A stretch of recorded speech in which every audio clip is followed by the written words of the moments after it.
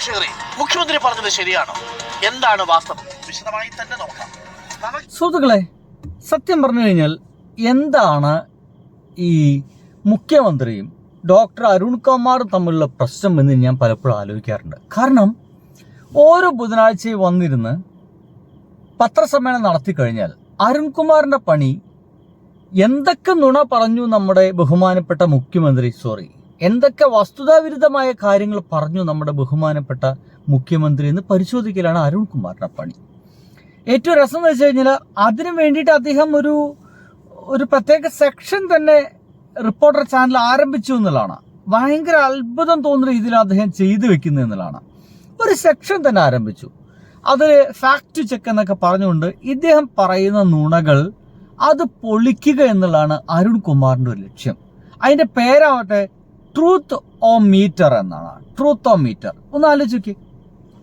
ഇങ്ങനത്തെ ഒരു പ്രത്യേക പരിപാടി തന്നെ അരുൺകുമാർ തുടങ്ങി വെച്ചു. ഒരു പക്ഷേ ലോക ചരിത്രത്തിൽ ആദ്യമായിട്ടായിരിക്കും ഭരിച്ചുകൊണ്ടിരിക്കുന്ന ഒരു മുഖ്യമന്ത്രിയുടെ വസ്തുതാവിരുദ്ധമായ കാര്യങ്ങൾ എന്തൊക്കെ പറയുന്നു എന്ന് ജനങ്ങളെ മനസ്സിലാക്കിക്കാൻ വേണ്ടിയിട്ട് ഒരു ചാനൽ, മനസ്സിലേ, ഒരു പ്രൈവറ്റ് ചാനൽ, ഗവൺമെന്റ് ചാനൽ, ഒരു ചാനൽ ഒരു പ്രത്യേക സെക്ഷൻ തുടങ്ങുന്നത്.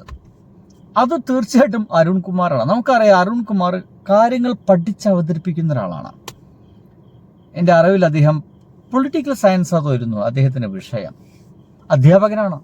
ഡോക്ടറേറ്റ് ഒക്കെ എടുത്തത് നർമ്മദ ബച്ചാവൻ ആന്തോളൻ സംതിങ് ലൈക്ക് അവിടെയുള്ള ആദിവാസികളുടെ ലൈഫും ഒക്കെ ബന്ധപ്പെട്ടാണ് അദ്ദേഹം ഡോക്ടറേറ്റ് ഒക്കെ എടുത്തിട്ടുള്ളത്. ശരി, ആയിക്കോട്ടെ.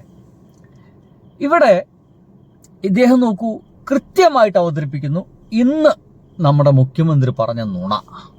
നോക്ക്. കേരള സദസ്സ് നടന്നത് നവംബർ 18 മുതൽ ഡിസംബർ 23 വരെയായിരുന്നു. എറണാകുളത്ത് നടന്നത് ഡിസംബർ 7 മുതൽ ഡിസംബർ 10 വരെയാണ്. എന്നാൽ അതിനു മുമ്പ് പ്രതിപക്ഷ നേതാവായിരുന്ന വി ഡി സതീശിനൊപ്പമുള്ള ചിത്രം മുഹമ്മദ് ഹുസൈൻ പങ്കുവച്ചിട്ടുണ്ട്. അതായത് മുഖ്യമന്ത്രിയുടെ വാദം തെറ്റാണെന്ന് അറിയാം. നമുക്ക് ഒന്ന് നോക്കാം എന്താണ് ഇപ്പോൾ നമ്മൾ കണ്ടില്ലേ. 2021 ഈ 2021 എന്നുള്ള സംഗതി അദ്ദേഹം അന്ന് മുതലേ ബന്ധമുണ്ട്. സത്യം പറഞ്ഞു കഴിഞ്ഞാൽ വി ഡി സതീശമേനോൻ എന്ന് പറയുന്ന നമ്മുടെ മുഖ്യമന്ത്രി ചതിച്ചത് അദ്ദേഹം എടുത്ത ഫോട്ടോയ്ക്ക് പുറകിലെ ആ ഒരു കലണ്ടറാണ്. ഒരു കലണ്ടർ തൂങ്ങിക്കിടക്കുന്നുണ്ട്. ഇദ്ദേഹം എന്താ പറഞ്ഞേ? ഈ പറയുന്ന ആ ഒരു നമ്മുടെ നവകേരള യാത്ര ഉണ്ടാകുന്നില്ലേ, പഴയ മുഖ്യമന്ത്രി പിണറായി വിജയന്റെ, അന്ന് ഇദ്ദേഹത്തിന് അടി കിട്ടിയതിന്റെ ഭാഗമായിട്ടാണ് ഇദ്ദേഹത്തെ പോയി കണ്ടത് എന്നാ പറഞ്ഞത്. അന്ന് മുതലാണ് എനിക്ക് പരിചയം എന്ന് പറഞ്ഞത്. പക്ഷേ അതിന് എത്രയോ വർഷങ്ങൾക്ക് മുമ്പ്, അത് 2023 അല്ലേ, 21 മുതൽ ഇദ്ദേഹത്തെ പരിചയമുണ്ട്. ഇദ്ദേഹത്തിന് വീട്ടിൽ പോയിട്ടുണ്ട്.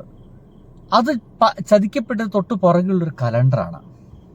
സെപ്റ്റംബർ മാസം 4-ാം തീയതി 2021 സെപ്റ്റംബർ മാസം 4-ാം തീയതി MDMA കേസിലെ ഇപ്പോൾ പ്രതിയായ മുഹമ്മദ് ഹുസൈനുമായി, അന്ന് ഇയാൾ കേസിലില്ല, അന്ന് ഓർമ്മിക്കണം, മുഹമ്മദ് ഹുസൈനുമായിട്ട് നിൽക്കുന്ന ചിത്രമാണ് പ്രിയപ്പെട്ട പ്രേക്ഷകർ കാണുന്നത്. ഇതാണ് ഫേസ്ബുക്കിലെ ആദ്യത്തെ ചിത്രം. ഈ തീയതി പ്രത്യേകം ശ്രദ്ധിക്കുക. 4 സെപ്റ്റംബർ 2021 BDS സ്നേഹം ഇഷ്ടം എന്ന് പറയുന്ന ഒരു ചിഹ്നം കൂടി അവിടെ നമുക്ക് കാണാം. ഇനി രണ്ടാമത്തെ ഒരു ചിത്രം കാണും. അത് നവംബർ മാസം 2022 നവംബർ 20-ാം തീയതി എടുത്ത ചിത്രമാണ്. അവിടെയും പ്രേക്ഷകർക്ക് കാണാം, കൈ പിടിച്ചു കൊടുക്കുന്ന വി ഡി സതീശനെ കാണാം, മുഹമ്മദ് ഹുസൈനെ കാണാം, ഒരു അതിഥിയും അവിടെയുണ്ട്. അപ്പോൾ ഈ സ്ഥലം ഏതാണ് എന്നത് കൂടി നമുക്ക് മനസ്സിലാക്കാം. ഇത് പറവൂരിലെ ഓഫീസാണ്. പറവൂരിലെ ഓഫീസിന്റെ ദൃശ്യമാണ് പ്രേക്ഷകർ കാണുന്നത്. എങ്ങനെയുണ്ട്? അപ്പൊ പറവൂരിലെ ഓഫീസിൽ വെച്ച് പോലും നമ്മുടെ ഇപ്പോൾ മയക്കുമരുന്ന് കേസിന് പിടിക്കപ്പെട്ട അല്ലെങ്കിൽ ആള് വി ഡി സതീശനുമായിട്ട് നിന്നിട്ടുണ്ട്. എന്ന് വെച്ച് കഴിഞ്ഞാൽ ഇദ്ദേഹത്തിന്റെ പേജ് കൈകാര്യം ചെയ്യാൻ വേണ്ടിയിട്ട് 5 പേരെയാണ് അത്ര ഏൽപ്പിച്ചിട്ടുള്ളത്. 5 പേരെ. അതിന്റെ എന്താ പറയുക, ഡാഷ്ബോർഡും മറ്റൊക്കെ പരിശോധിച്ചു കഴിഞ്ഞാൽ ആർക്കും കിട്ടും.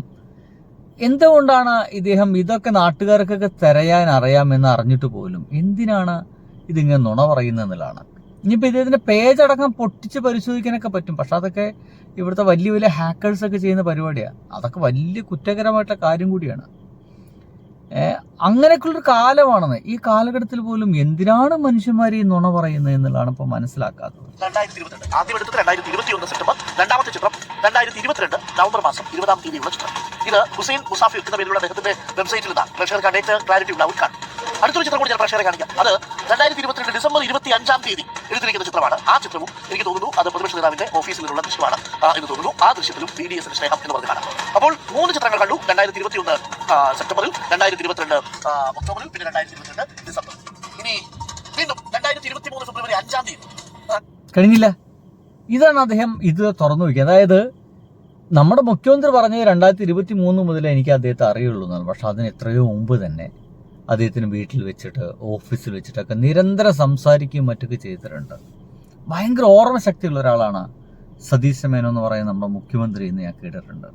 അങ്ങനെയാണെങ്കിൽ 2021 മറ്റൊക്കെ കണ്ട ഒരാളെ എങ്ങനെ മറക്കും എന്നുള്ളതാണ്. ഇനി കേൾക്ക്. ഇനി ഒക്ടോബർ മാസം 30 വീണ്ടും അദ്ദേഹം പോസ്റ്റ് ചെയ്തിട്ടുണ്ട്. മൂവ്മെന്റ്സ് വിത്ത് BDS എന്ന് പറഞ്ഞിട്ട് മറ്റൊരു സ്ഥലത്തുള്ള ദൃശ്യങ്ങൾ കൂടി ഒരുമിച്ച് അദ്ദേഹം പോസ്റ്റ് ചെയ്തിട്ടുണ്ട് ഒക്ടോബർ മാസം. ഇനി പ്രിയപ്പെട്ട പ്രേക്ഷകരെ നോക്കൂ. അപ്പോൾ നവംബർ മാസത്തിൽ നവകേരള സദസ്സ് പെരുമ്പാവൂരിൽ വരുന്നതിന് മുമ്പുള്ള 5 ചിത്രങ്ങളാണ് നമ്മൾ പുറത്തുവിട്ടിരിക്കുന്നത്. 1, 2, 3, 4, 5. നവംബറിന് ശേഷവും BD സതീശനോടൊപ്പമുള്ള നിരവധി ചിത്രങ്ങൾ മുഹമ്മദ് ഹുസൈൻ പങ്കുവച്ചിട്ടുണ്ട്. 2021, 2023 കാലയളവിലെ ഫേസ്ബുക്ക് ചിത്രങ്ങൾ പരിശോധിക്കുമ്പോൾ BD സതീശനോടൊപ്പം മാത്രമല്ല മുഹമ്മദ് ഹുസൈൻ ചിത്രങ്ങൾ എടുത്തതെന്നും കാണാം. നമുക്ക് ഒരു ചിത്രം കൂടി പ്രേക്ഷകരെ കാണിക്കാം. ഈ ചിത്രം BD സതീശന്റെ പറവൂരിലെ ഓഫീസിൽ നിന്നുള്ളതാണ്. നവംബർ മാസം 18, 2022 ചിത്രത്തിന്റെ തീയതി. മുഹമ്മദ് ഹുസൈനോടൊപ്പം കുറച്ചുപേരെ കാണാം. ഇവരെല്ലാം അന്നത്തെ BD സതീശന്റെ പേഴ്സണൽ സ്റ്റാഫുമാരാണ്.